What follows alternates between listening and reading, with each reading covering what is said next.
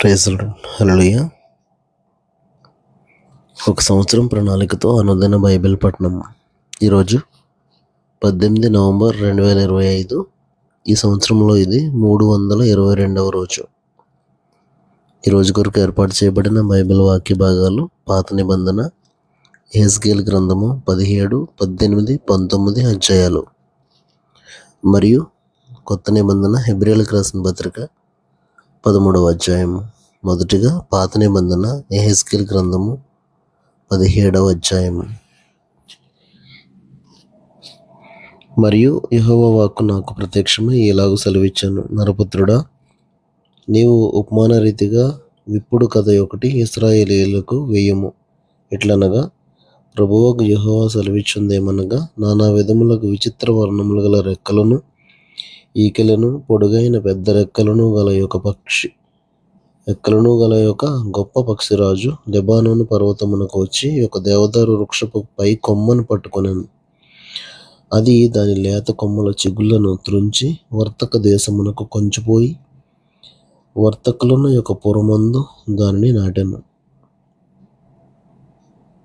మరియు అది దేశపు విత్తనములలో కొన్ని తీసుకుని పోయి గన్నేరు చెట్టును నాటినట్లుగా విస్తారము పారు నీరు కలిగి బాగుగా సేద్యం చేయబడిన భూమిలో దాన్ని నాటెను. అది చిగిర్చి పైకి పెరుగక విశాలముగా కొమ్మలతో అల్లుకుని గొప్ప ద్రాక్ష వల్ల ఆయను. దాని కొమ్మలు ఆ పక్షిరాజు వైపున అల్లుకొని చుండెను, దాని వేళ్ళు క్రిందికి తన్నుచుండెను. అలాగున ఆ ద్రాక్ష చెట్టు సాకోపు సాకలుగా వర్ధిల్లి రెమ్మలు వేసెను. పెద్ద రెక్కలను విస్తారమైన ఈకెలను గల ఇంకొక గొప్ప పక్షిరాజు కలడు. ఆ చెట్టు శాఖలను బాగుగా పెంచి బహుగా ఫలించి మంచి ద్రాక్షవల్లి అగునట్లుగా అది విస్తార జలము గల మంచి భూమిలో నాటబడి ఉండినను, ఆ పక్షిరాజు తనకు నీరు కట్టవలనని తన పాదుల కాలువలో నుండి అది ఆ పక్షి తట్టు తన వేళ్లను త్రిప్పి తన శాఖలను విడిచెను. కావున నీవిలాగు ప్రకటింపము, ప్రభువుకు యెహోవా సెలవిచ్చుందేమనగా, అట్టి ద్రాక్షవల్లి వృద్ధునందున అది ఎండిపోవున్నట్లు జనులు దాని వేళ్లను పెరికి దాని పండ్లు కోసివేతురు. దాని చిగుళ్ళు ఎండిపోగా ఎంతమంది సేద్యగాండ్రు ఎంత కాపు చేసినను దాని వేళ్ళు ఇక చిగురింపవు. అది నాటబడినను వృద్ధి పొందున తూర్పు గాలి దాని మీద విసరగా అది బొత్తిగా ఎండిపోవును. అది నాటబడిన పాదిలోనే ఎండిపోవును. మరియు యెహోవా వాక్కు నాకు ప్రత్యక్షమై ఇలాగ సెలవిచ్చాను, తిరుగుబాటు చేయు వీరితో ఇట్లనము, ఈ మాటల భావము మీకు తెలియదా? ఇదిగో, బబులోను రాజు యెరూషలేమునకు వచ్చి దాని రాజును దాని అధిపతులను పట్టుకొని తన యొద్ద ఉండుటకై బబులోను పురమునకు వారిని తీసుకుని పోయాను. మరియు అతడు రాజు సంతతిలో ఒకరిని ఏర్పరిచి ఆ రాజ్యము క్షీణించి తిరుగుబాటు చేయలేక ఉండునట్లును తాను చేయించిన నిబంధనను ఆ రాజు గైకొనుట వలన అది నిలిచి ఉండునట్లును అతనితో నిబంధన చేసి అతని చేత ప్రమాణం చేయించి దేశంలోని పరాక్రమవంతులను తీసుకుని పోయాను. అయితే అతడు తనకు గుర్రములను గొప్ప సైన్యమునిచ్చి సహాయం చేయవలనని అడుగుటకై ఐగుప్తు దేశమునకు రాయబారులను పంపి బబులోను రాజు మీద తిరుగుబాటు చేశాను. అతడు వర్ధిల్లునా? అట్టి క్రియలను చేసిన వాడు తప్పించుకొనునా? నిబంధనను భంగం చేసను గనుక తప్పించుకొనడు. ఎవనికి తాను ప్రమాణం చేసి దాన్ని నిర్లక్ష్య పెట్టెనో, ఎవనితో తాను చేసిన నిబంధనను అతడు భంగం చేసనో, ఎవడు తన్ను రాజుగా నియమించనో ఆ రాజునొద్దనే బబులోను పురములోనే అతడు మృతునందునని నా జీవము తోడు ప్రమాణం చేయుచున్నాను.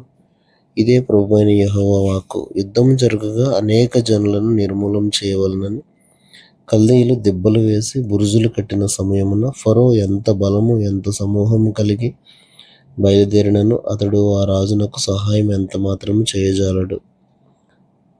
తన ప్రమాణం నిర్లక్ష్య పెట్టి తాను చేసిన నిబంధనను భంగం చేసను. తన చెయ్యి ఇచ్చియు ఇట్టి కార్యములను అతడు చేసనే. అతడు ఎంత మాత్రమును తప్పించుకొనడు. ఇందుకు ప్రభువైన యెహోవా ఇలాగున సెలవిచ్చుచున్నాడు, అతడు నిర్లక్ష్య పెట్టిన ప్రమాణము నేను చేయించినది గదా, అతడు రద్దుపరిచిన నిబంధన నేను చేసినదే గదా. నా జీవము తోడు ఆ దోష శిక్ష అతని తల మీదనే మోపుదును.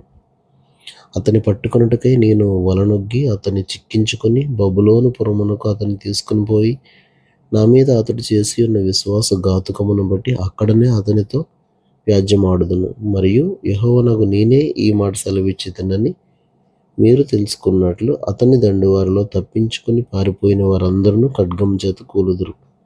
శేషించిన వారు నలుదిక్కుల చెదిరిపోవుదురు. మరియు ప్రభువైన యెహోవా ఈ మాట సెలవిచ్చుచున్నాడు. ఎత్తైన దేవదారు వృక్షపు పై కొమ్మ ఒకటి నేను తీసి దాన్ని నాటుదును. పైగానున్న దాని శాఖలను లేత దాని త్రుంచి అత్యున్నత పర్వతము మీద దాన్ని నాటుదును. ఇశ్రాయేలు దేశంలోని ఎత్తుగల పర్వతము మీద నేను దానిని నాటగా అది శాఖలు విడిచి బహుగా ఫలించు శ్రేష్టమైన దేవదారు చెట్టగును. సకల జాతుల పక్షులను దానిలో గూళ్ళు కట్టుకొను. దాని కొమ్మల నీడను అవి దాగును. మరియు యెహోవానగు నేనే ఘనమైన చెట్టును నీచమైనదిగాను నీచమైన చెట్టును ఘనమైనదిగాను చేయువాడననియు పచ్చని చెట్టు ఎండిపోవునట్లును ఎండిన చెట్టు వికసించినట్లును చేయువాడననియు భూమి యందుండు సకలమైన చెట్లకు తెలియబడను. యెహోవానగు నేను ఈ మాట సెలవిచ్చితిని, నేనే దానిని నెరవేర్చెదను. యెహెజ్కేలు 18వ అధ్యాయము. మరలా యెహోవా వాక్కు నాకు ప్రత్యక్షమై ఇలాగ సెలవిచ్చాను. తండ్రులు ద్రాక్షకాయలు తినగా పిల్లల పళ్ళు పులుసునని మీరు చెప్పుచూ వచ్చెదరే. ఇజ్రాయేలీయుల దేశమును గూర్చి ఈ సామెత మీరెందుకు పలికెదరు? నా జీవము తోడు ఈ సామెత ఇశ్రాయేలీయులలో మీరిక పలుకరు. ఇదే ప్రభువైన యెహోవా వాక్కు. మనుషులందరూ నా వశములో ఉన్నారు. తండ్రులేమి కుమారులేమి అందరూ నా వశములో ఉన్నారు. పాపం చేయువాడెవడో వాడే మరణమునందును. ఒకడు నీతిపరుడై నీతి న్యాయములను అనుసరించువాడై ఉండి పర్వతముల మీద భోజనం చేయకయు ఇశ్రాయేలీయులు పెట్టుకున్న విగ్రహముల తట్టు చూడకయు తన పొరుగువాని భార్యను చెరపకయు బహిష్టి అయిన దానిని కూడకయు ఎవరినైనాను బాధ పెట్టకయు రుణస్థునికి అతని తాకట్టును చెల్లించి బలాత్కారం చేత ఎవరికైనాను నష్టము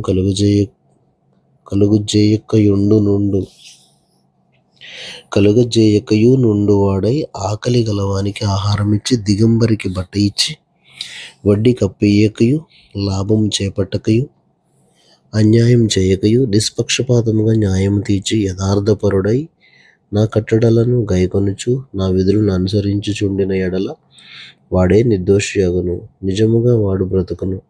ఇదే ప్రభువైన యెహోవా వాక్కు. అయితే ఆ నీతిపరునికి కుమారుడు పుట్టగా వాడు బలాత్కారం చేయవాడై ప్రాణహానికరుడై చేయరాని క్రియలలో దేనినైనా చేసి చేయవలసిన మంచి క్రియలలో దేనినైనా చేయకయుండిన ఎడల అనగా పర్వతముల మీద భోజనం చేయుటయు తన పొరుగువాని భార్యను చెరుపుటయు దీనులను దరిద్రులను బాధపెట్టి బలాత్కారం చేత నష్టము కలుగజేయుటయు తాకట్టు చెల్లింపకపోవుటయు విగ్రహముల తట్టు చూచి హేయకృత్యములు జరిగించుటయు అప్పిచ్చి వడ్డీ పుచ్చుకొనుటయు లాభం చేపట్టుటయు ఈ మొదలగు క్రియలు చేసిన ఎడల వాడు బ్రతుకడు. ఈ హేయక్రియలన్నీ చేసెను గనుక అవశ్యముగా వానికి మరణశిక్ష విధింపబడును.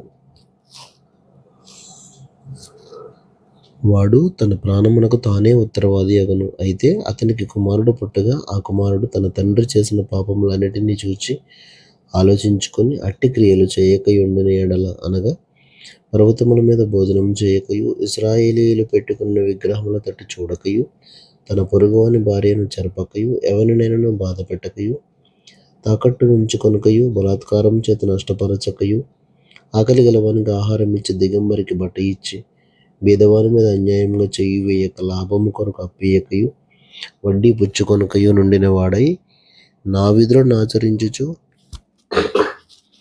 నా కట్టడలను అనుసరించుచు నుండిన ఎడల అతడు తన తండ్రి చేసిన దోషమును బట్టి చావడు. అతడు అవశ్యముగా బ్రతుకును. అతని తండ్రి క్రూరుడై పరులను బాధపెట్టి బలాత్కారం చేత తన సహోదరులను నష్టపరిచి తన జనులలో తగని క్రియలు చేసెను గనుక అతడే తన దోషమును బట్టి మరణమునందును. అయితే మీరు కుమారుడు తన తండ్రి యొక్క దోష శిక్షను ఏల మోయటలేదని చెప్పుకొనుచున్నారు. కుమారుడు నీతి న్యాయములను అనుసరించి నా కట్టడలన్నిటినీ అనుసరించి గైకొనెను గనుక అతడు అవశ్యముగా బ్రతుకును. పాపం చేయవాడే మరణమునందును. తండ్రి యొక్క దోష శిక్షను కుమారుడు మోయటలేదని కుమారుని దోష శిక్షను తండ్రి మోయడు.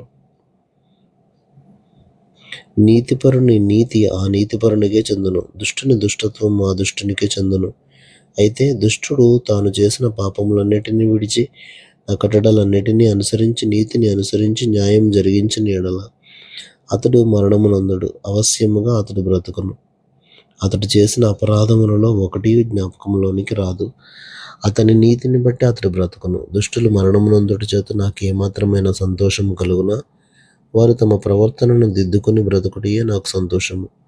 ఇదే ప్రభువగు యెహోవా వాక్కు. అయితే నీతిపరుడు తన నీతిని విడిచి పాపం చేసి దుష్టులు చేయు హేయక్రియలన్నిటినీ ప్రకారము జరిగించిన ఎడల అతడు బ్రతుకునా? అతడు చేసిన నీతి కార్యములు ఏమాత్రమును జ్ఞాపకంలోనికి రావు. అతడు విశ్వాసఘాతకుడై చేసిన పాపమును బట్టి మరణం నందును. అయితే యెహోవా మార్గము న్యాయం కాదని మీరు చెప్పుచున్నారు. ఇశ్రాయేలీయులారా, నా మాట ఆలకించుడి. నా మార్గం న్యాయమే, మీ మార్గమే గదా అన్యాయమైనది. నీతిపరుడు తన నీతిని విడిచి పాపం చేసిన ఎడల అతడు దానిని బట్టి మరణమునందును. తాను పాపం చేయుటను బట్టియే కదా అతడు మరణమునందును. మరియు దుష్టుడు తాను చేయుచు వచ్చిన దుష్టత్వము నుండి మరలి నీతి న్యాయములను జరిగించిన ఎడల తన ప్రాణము రక్షించుకొను. అతడు ఆలోచించుకుని తాను చేయుచు వచ్చిన అతిక్రమ క్రియలన్నిటినీ చేయక మానెను గనుక అతడు మరణమునందుక అవశ్యముగా బ్రతుకును. అయితే ఇశ్రాయేలీయులు యెహోవా మార్గం న్యాయం కాదని చెప్పుచున్నారు. ఇశ్రాయేలీయులారా, నా మార్గం న్యాయమే గాని మీ మార్గం న్యాయం కాదు. కాబట్టి ఇశ్రాయేలీయులారా, ఎవని ప్రవర్తనను బట్టి వానికి శిక్ష విధింతును. మనస్సు త్రిప్పుకొని మీ అక్రమములు మీకు శిక్షా కారణములు కాకుండానట్లు వాటన్నిటిని విడిచిపెట్టుడి. మీరు జరిగించిన అక్రమ క్రియలన్నిటిని విడిచి నూతన హృదయమును నూతన బుద్ధియు తెచ్చుకొనుడి. ఇశ్రాయేలీయులారా, మీరెందుకు మరణమునందుదురు? ఇదే ప్రభువుకు యెహోవా వాక్కు. మరణమునందువాడు మరణమునందుటను బట్టి నేను సంతోషించువాడను కావున మీరు మనసు త్రిప్పుకొనుడి, అప్పుడు మీరు బ్రతుకుదురు. ఇదే ప్రభువుకు యెహోవా వాక్కు. మరియు నీవు ఇశ్రాయేలీయుల అధిపతులను గూర్చి యెహెజ్కేలు గ్రంథం 19వ అధ్యాయం. మరియు నీవు ఇశ్రాయేలీయుల అధిపతులను గూర్చి ప్రలాపవాక్యమునెత్తి ఇట్లు ప్రకటింపుము. నీ తల్లి ఎటువంటిది? ఆడు సింహము వంటిది. ఆడు సింహముల మధ్య పండుకొనెను, కొదమ సింహముల మధ్య తన పిల్లలను పెంచెను. వాటిలో ఒకదానిని అది పెంచగా అది కొదమ సింహమై వేటాడ నేర్చుకుని మనుషులను భక్షించునదాయెను. అన్యజనులు దాని సంగతి విని తమ గోతిలో దాన్ని చిక్కించుకుని దాని ముక్కునకు గాలం తగిలించి ఐగుప్తు దేశమునకు దాన్ని తీసుకుని పోయిరి. తల్లి దాన్ని కనిపెట్టి తన ఆశ భంగమాయనని తెలుసుకుని తన పిల్లలలో మరి ఒక దాన్ని చేపట్టి దాన్ని పెంచి కొదమ సింహముగా చేశాను. ఇది కొదమ సింహములతో కూడా తిరుగులాడి వేటాడ నేర్చుకుని మనుషులను భక్షించునదై వారి నగరులను అవమానపరిచి వారి పట్టణములను పాడు చేసెను. దాని గర్జన ధ్వనికి దేశమును అందులో ఉన్న సమస్తమును పాడాయెను. నలుదిక్కుల దేశపు జనులందరూ దాన్ని పట్టుకొనుటకు పొంచియుండి ఉరినొగ్గగా అది వారి గోతిలో చిక్కెను. అప్పుడు వారు దాని ముక్కునకు గాలం తగిలించి దాన్ని బోన్లో పెట్టి బబులోను రాజును వద్దకు తీసుకుని పోయి అతనికి అప్పగించిరి. దాని గర్జనము ఇశ్రాయేలీయుల పర్వతముల మీద అన్నిటికీ వినబడకుండానట్లు వారు దానిని గట్టి స్థలమందు ఉంచిరి. మరియు నీకు క్షేమం కలిగి ఉండగా నీ తల్లి ఫలభరితమై తీగలతో నిండి ఉండి విస్తారమైన జలముల దగ్గర నాటబడిన ద్రాక్షావల్లి వలె ఉండెను. భూపతులకు దండములైనట్టి గట్టి చెవ్వలు దానికి కలిగి ఉండెను. అది మేఘములను అంటునంతగా పెరిగెను. విస్తారమైన దాని కొమ్మలు బహు ఎత్తుగా కనబడెను. అయితే బహు రౌద్రము చేత అది పెరికివేయబడినదై నేల మీద పడవేయబడెను. తూర్పు గాలి విసరగా దాని పండ్లు వాడెను. మరియు దాని గట్టి చువ్వలు తెగి వాడిపోయి అగ్ని చేత కాల్చబడెను. ఇప్పుడు అది అరణ్యంలో మిక్కిలి ఎండిపోయి నిర్జన స్థలములలో నాటబడి ఉన్నది. మరియు దాని కొమ్మల చువ్వల్లో నుండి అగ్ని బయలుదేరుచు దాని పండ్లను దహించుచున్నది. గనుక రాజదండమునకు తగిన గట్టి చువ్వ ఒకటియూ విడువబడలేదు. ఇదియే ప్రలాపవాక్యము, ఇదియే ప్రలాపమునకు కారణమగును.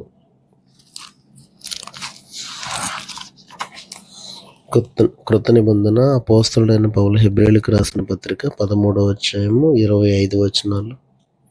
సహోదర ప్రేమ నిలువరముగా ఉండనీయుడి, ఆతిథ్యము చేయ మరొకడి. దాని వలన కొందరు ఎరుగకయే దేవదూతలకు ఆతిథ్యం చేసిరి.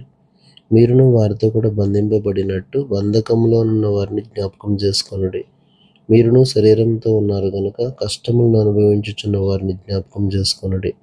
వివాహం అన్ని విషయముల్లో ఘనమైనది గాను పానుపు నిష్కలమైనది గాను ఉండవలను. వేశ్యా సంగులకును వ్యభిచారులకును దేవుడు తీర్పు తీర్చును. ధనాపేక్ష లేని వారై మీకు కలిగిన వాటితో తృప్తి పొంది ఉండుడి. నిన్ను ఏమాత్రమును విడువను, నిన్ను ఎన్నడూను ఎడబాయను అని ఆయనయే చెప్పాను కదా. కాబట్టి ప్రభువు నాకు సహాయుడు, నేను భయపడను, నరమాత్రుడు నాకేం చేయగలడు అని మంచి ధైర్యంతో చెప్పగలవారమై ఉన్నాము. మీకు దేవుని వాక్యం బోధించి మీ పైన నాయకులుగా ఉన్న వారిని జ్ఞాపకం చేసుకొని వారి ప్రవర్తనా ఫలమును శ్రద్ధగా తలంచుకొనుచు వారి విశ్వాసమును అనుసరించుడి. యేసుక్రీస్తు నిన్న నేడు ఒక్కటే రీతిగా ఉన్నాడు. అవును, యుగయుగములకును ఒక్కటే రీతిగా ఉండును. నానా విధములైన అన్య బోధల చేత త్రెప్పబడకుడి. భోజన పదార్థములను బట్టి కాక కృపను బట్టియే హృదయం స్థిరపరచుకొనుట మంచిది. భోజనములను బట్టి ప్రవర్తించిన వారికి ఏమీ ప్రయోజనం కలగలేదు. మనకు ఒక బలిపీఠం ఉన్నది. దాని సంబంధమైన వాటిని తినుటకు గుడారంలో సేవ చేయవారికి అధికారం లేదు. వేటి రక్తము పాప పరిహారార్థముగా పరిశుద్ధ స్థలములోనికి ప్రధాన యాజకుని చేత తేబడునో ఆ జంతువుల కళేబరములు శిబిరమునకు వెలుపట దహింపబడును. కావున యేసు కూడా తన స్వరక్తము చేత ప్రజలను పరిశుద్ధపరచుటకై గవని వెలుపట శ్రమ పొందెను. కాబట్టి మనం ఆయన నిందను భరించుచు శిబిరము వెలుపలికి ఆయన వద్దకు వెళ్ళుదాము. నిలువరమైన పట్టణము మనకి ఇక్కడ లేదు గాని ఉండబోచున్న దాని కోసము ఎదురు చూచుచున్నాము. కాబట్టి ఆయన ద్వారా మనము దేవునికి ఎల్లప్పుడూ స్తుతియాగం చేయుదము, అనగా ఆయన నామమును ఒప్పుకొనుచు జిహ్వ ఫలం అర్పించుదము. ఉపకారమును ధర్మమును చేయ మరిచిపోకుడి. అట్టి యాగములు దేవునికి ఇష్టమైనవి. మీ పైన నాయకులుగా ఉన్నవారు లెక్క ఒప్పచెప్పవలసిన వారి వలె మీ ఆత్మలను కాయుచున్నారు. వారు దుఃఖముతో ఆ పని చేసిన ఎడల మీకు నిష్ప్రయోజనము గనుక దుఃఖముతో కాక ఆనందంతో చేయనట్లు వారి మాట విని వారికి లోబడి ఉండడి. మా నిమిత్తం ప్రార్థన చేయుడి. మేము అన్ని విషయముల్లోనూ యోగ్యముగా ప్రవర్తింపగోరుచు మంచి మనస్సాక్షి కలిగి ఉన్నామని నమ్ముకొనుచున్నాము. మరియు నేను మరీ త్వరగా మీ వద్దకు మరలా వచ్చినట్లు ఇలాగూ చేయవలనని మరి ఎక్కువగా మిమ్మల్ని బ్రతిమాలుకొనుచున్నాను. గొర్రెల గొప్ప కాపరి అయిన యేసు అను మన ప్రభువును నిత్యమైన నిబంధన సంబంధమగు రక్తమును బట్టి మృతుల్లో నుండి లేపిన సమాధానకర్తయగు దేవుడు యేసుక్రీస్తు ద్వారా తన దృష్టికి అనుకూలమైన దానిని మనలో జరిగించుచు ప్రతి మంచి విషయంలోనూ తన చిత్త ప్రకారం చేయుటకు మిమ్మల్ని సిద్ధపరచును గాక. యేసుక్రీస్తుకు యుగ యుగములకు మహిమ కలుగును గాక. ఆమెన్. సహోదరులరా, మీకు సంక్షేపముగా వ్రాసి ఉన్నాను గనుక ఈ హెచ్చరిక మాటను సహించుడని మిమ్మల్ని వేడుకొంచున్నాను. మన సహోదరుడైన తిమోతికి విడుదల కలిగిందని తెలుసుకొనుడి. అతడు శీఘ్రముగా వచ్చిన ఎడల అతనితో కూడా వచ్చి మిమ్మల్ని చూచెదను.